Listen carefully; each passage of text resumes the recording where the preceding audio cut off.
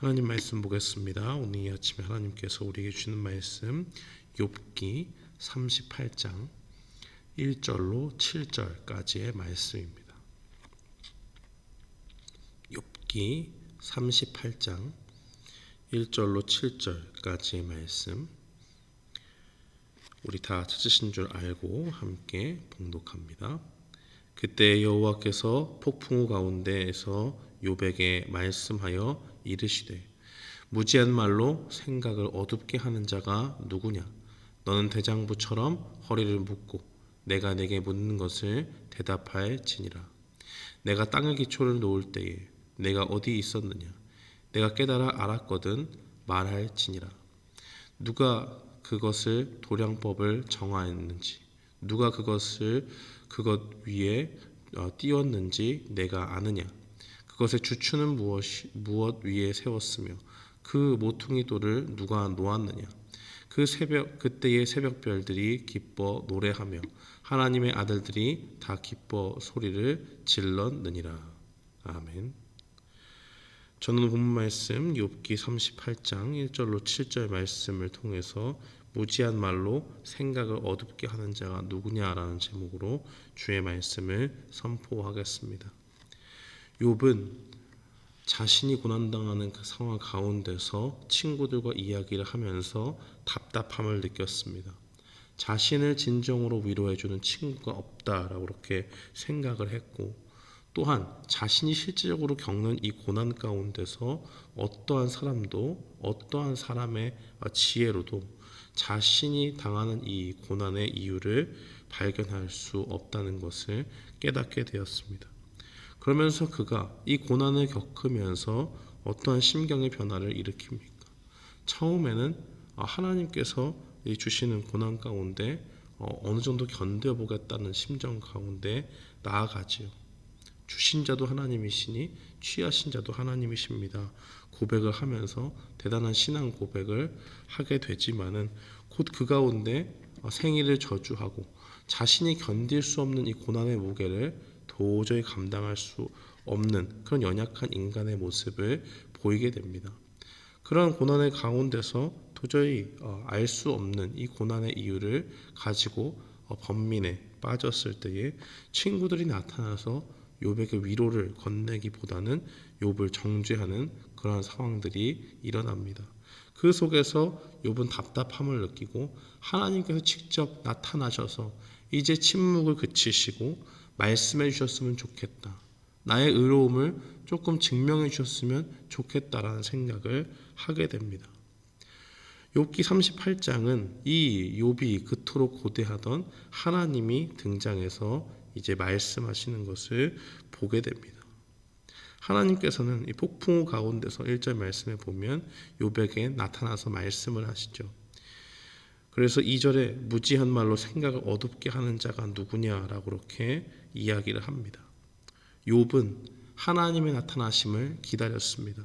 왜냐하면 하나님이 나타나시면 자신이 이제껏 질문하던 것, 왜 나는 의로운데 고난을 당합니까? 라고 그렇게 하나님 앞에 물었던 그러한 물음에 하나님이 답변하실 것으로 생각을 했습니다.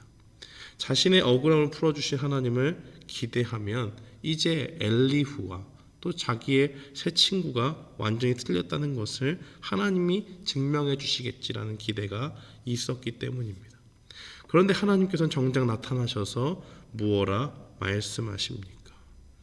창조의 사역을 이 건축에 비유하면서 욥에게 대답해 보라고 말씀하십니다. 한마디로 욥이 감히 대답할 수 없는 것들을 하나님이 욥에게 질문하고 계십니다.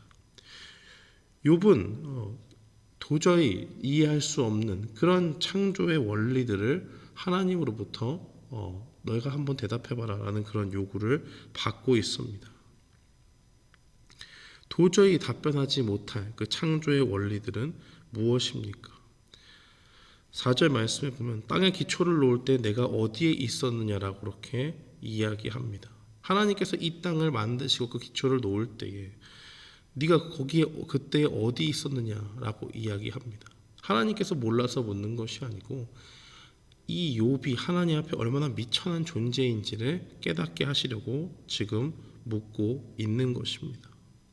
그러면서 계속적으로 말씀하시는 것이 그 땅의 모퉁이 돌을 누가 놓았느냐, 그것의 도량법을 누가 정하였고 누가 그 줄을 재어서 그것 위에 띄었는지, 땅의 경계를 정하고 하는 그 일들을 네가 알고 있느냐라고 그렇게 이야기를 합니다.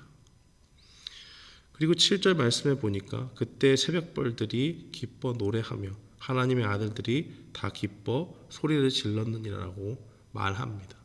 창조의 사역을 하나님께서 감당을 하시고 이 땅의 기초를 세우고 이 세상을 창조하셨을 때에 하나님의 아들들, 그 천사들을 이야기하죠. 천사들이 다 영광 중에 하나님의 하신 일들을 보고 기뻐 소리를 질렀다라고 그렇게 이야기를 합니다. 욥은 그 당시에 이 세상에 존재하지도 않았습니다.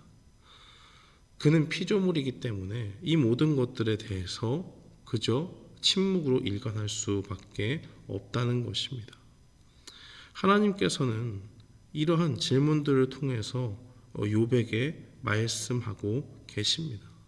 어떠한 하나의 그 인간의 지혜를 가지고 하나님이 하시는 그 모든 섭리의 일들을 다 이해할 수 없다라는 것을 말하는 것입니다. 욥은 자신이 의로움 가운데서 고난을 당하고 있었고 이 하나님께서는 의로운 자는 벌하지 않으시는데 하나님께서 이 가운데 답변을 주셨으면 좋겠다라고 그렇게 이야기를 합니다. 반대로 이 친구들은 어떤 의미를 어떤 중심에서 욥을 정죄하고 있습니까?